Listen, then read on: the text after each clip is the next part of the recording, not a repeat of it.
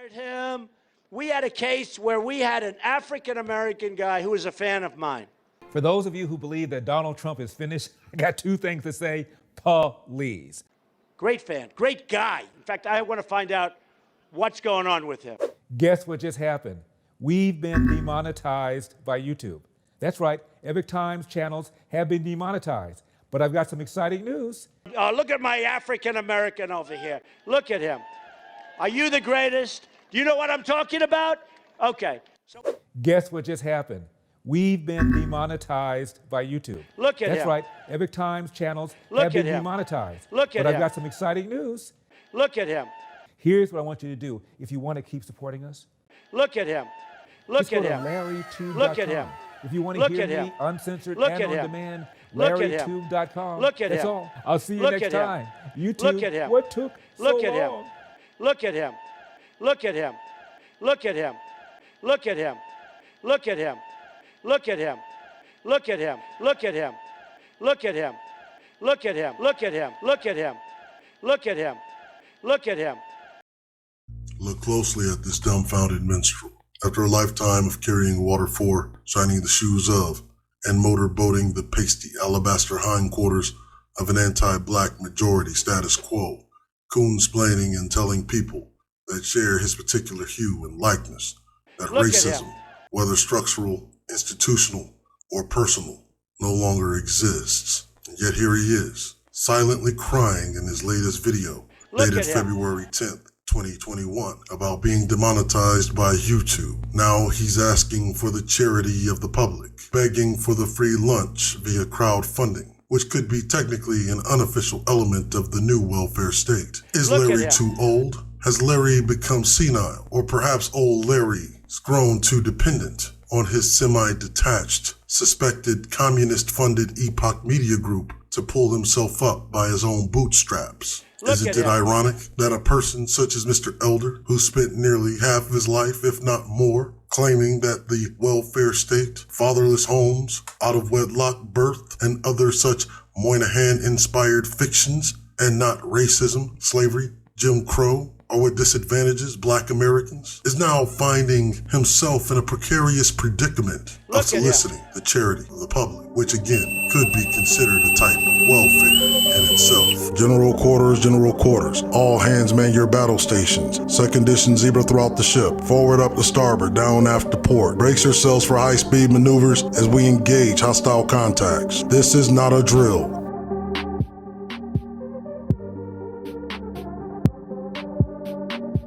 What is interesting is the fact that practitioners of Falun Gong, of which its founder, Li Hongxi, who created the movement which influenced Jack Tan, who founded Epoch Media Group, were targeted and persecuted in China. And it was the bleeding hearts on Capitol Hill from both the Republican and Democratic Party liberals and conservatives alike who agreed on a special refugee status for those former mainland China and Hong Kong residents who were Falun Gong practitioners. This is why I refer to them as semi-detached communists, because apparently you can take the Chinese out of a communist state, but you can't take the communist state conditioning out of a Chinese. Epoch Media Group is a shimmering example of that, because publications such as Epoch Media identify so well with extremist philosophies, likely because they are familiar with leaders who are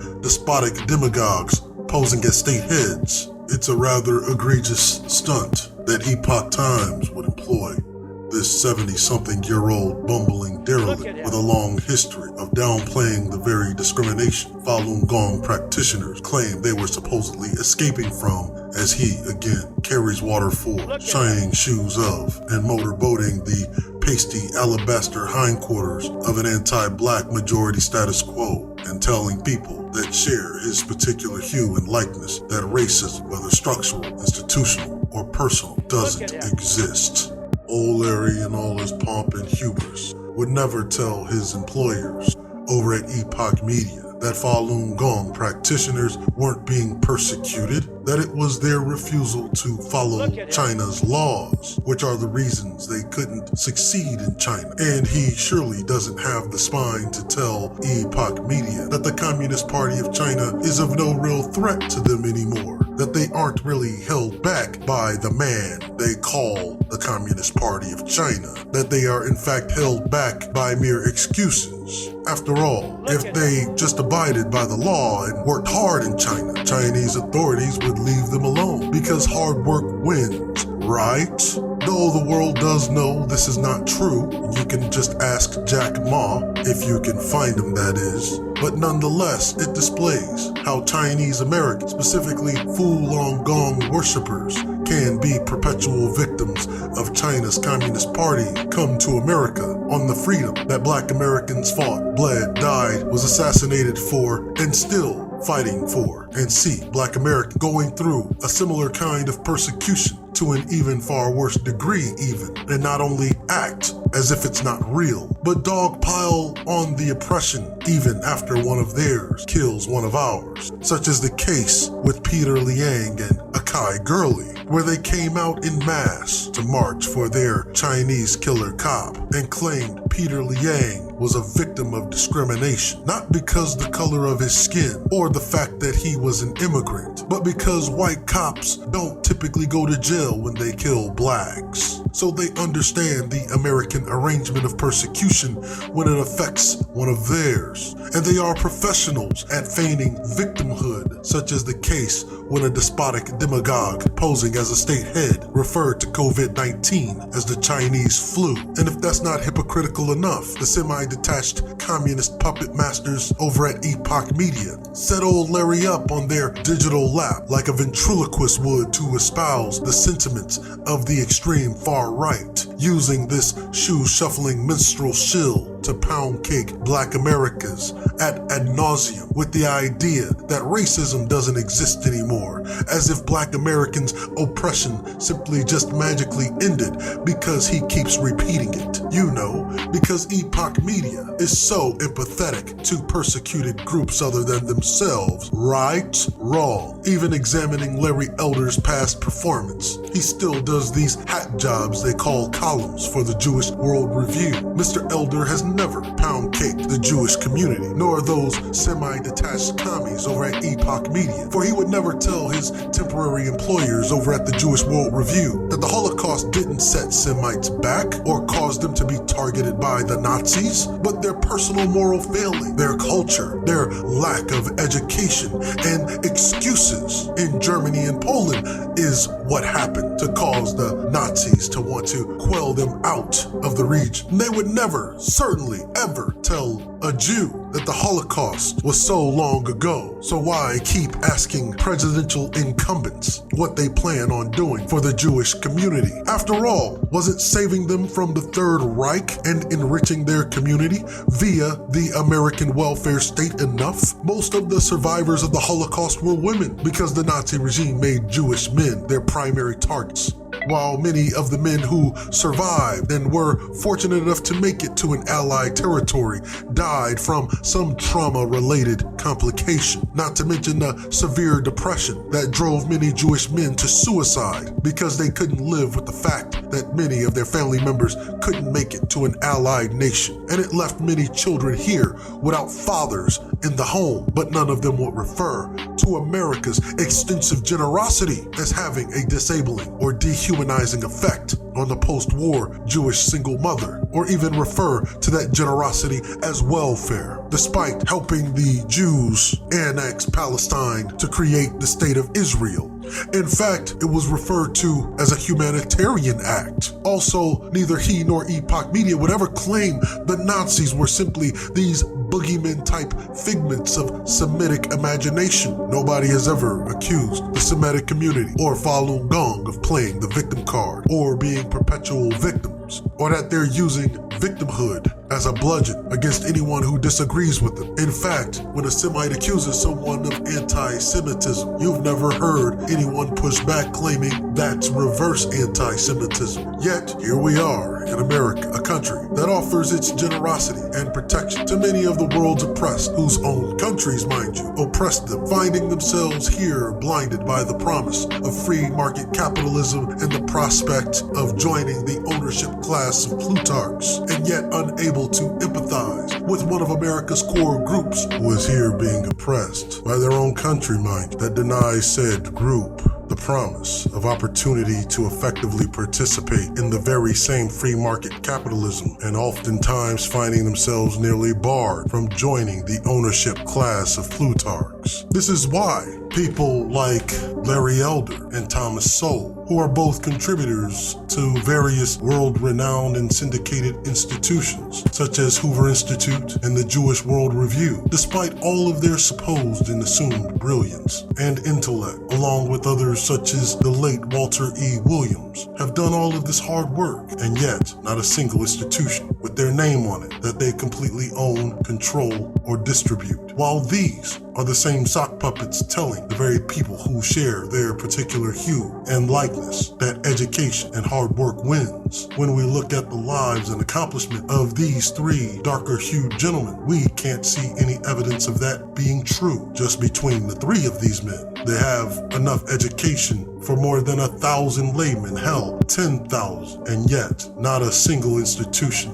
that they own, control, or distribute. And now Mr. Elder is here. This dumbfounded minstrel is still pandering to the slithering pit of extreme far-right serpents eating their own tails, asking for the charity of the public, begging for the free lunch via crowdfunding, which could be technically an unofficial element of the new welfare state, where the mass body uses its collective resources to provide a safety net to their less fortunate fellow statesmen. Perhaps old Larry, grown too old, or rather, he's become senile, or maybe just too dependent on his semi-detached, suspected Communist Party-funded Epoch Media Group to pull himself up by his own bootstraps. Isn't it ironic that a person such as Mr. Elder, who spent much of his life claiming that fatherless homes, again, out of wedlock birth, the welfare state, and other such Moynihan-inspired fictions, and not the empirically proven racism, slavery, or Jim Crow, or mass incarceration, or the income and wealth gap that disadvantages Black Americans, is now finding himself still pandering and now soliciting for the charity of the public, which is again a type of welfare in itself. If he were a moral man, he'd reject the handout for fear of becoming lazy and dependent, right? If you don't think it could get any more pathetic, he even went as far as claiming quote-unquote big tech is after us. The only operative response is, who the hell is us, or big tech for that matter? That sounds like one of those ridiculous QAnon conspiracy theories, which has been associated with Epoch Media, by the way, which is interesting because one could come up with a QAnon-styled conspiracy theory about Epoch Media Group itself that would actually be more believable and plausible than much of the tabloid-esque conspiracy theories that are so ridiculous that they are only comparable to Onion comedy. For example, here's a theory. Epoch Media Group is actually a Trojan horse-style joint China and Russia intelligence operation being conducted by China's Ministry of State Security, using Epoch Media Group to create a major foothold in American politics. First, by pretending to be a persecuted group in order to take advantage of America's Refugee Act. Second, to create a news company with ambiguous startup capital from places unknown to circulate the ideals of a new age mysterious religion called Falun Gong. Even criticize the Chinese Communist Party to give the media outlet the appearance of being in opposition to communism, and at the same time give the media outlet relevancy at the same time. Third, have a lot of children while under refugee status, so those children will have American citizenship at birth. Fourth, subvert the institutions of academia by injecting sympathies towards China vicariously through the alleged persecuted Falun Gong and their children who are coming of adult age to shape America's public opinion of China as victims of American military overreach to incite an anti-war sentiment and keep it ongoing long enough in order to give China time to increase its naval, air, and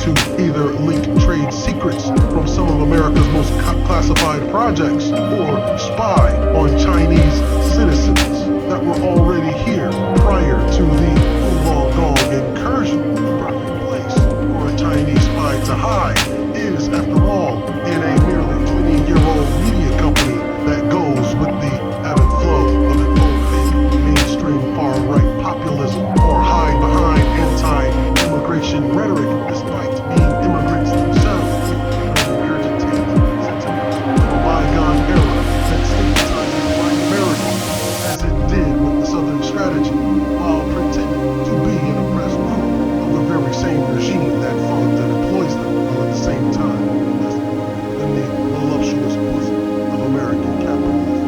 Though a prime condition that would make a spy very inconspicuous and unassuming. After all, America has played the role of the world's mightiest hero for so long that it thinks even communists can be damsels in distress sometimes.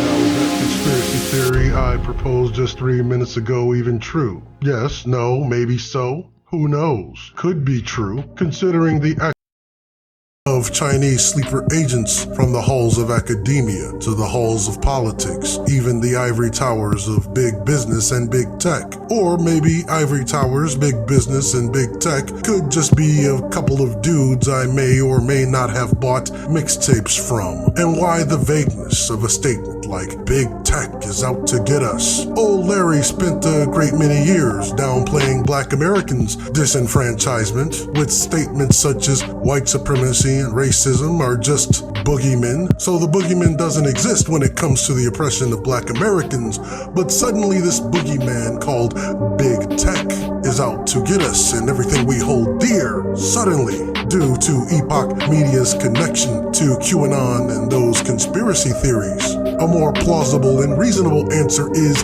Epoch Media was demonetized because it went against YouTube's new community guidelines. Therefore, saying big tech instead of just saying YouTube or Google shows the level of Mr. Elder's and Epoch Media's passive-aggressive, indirect cowardice. Big tech is not after Mr. Elder or Epoch Media. Those are just excuses they use to explain their lack of vision, lack of creativity, lack of agency, and lack of spinal fortitude.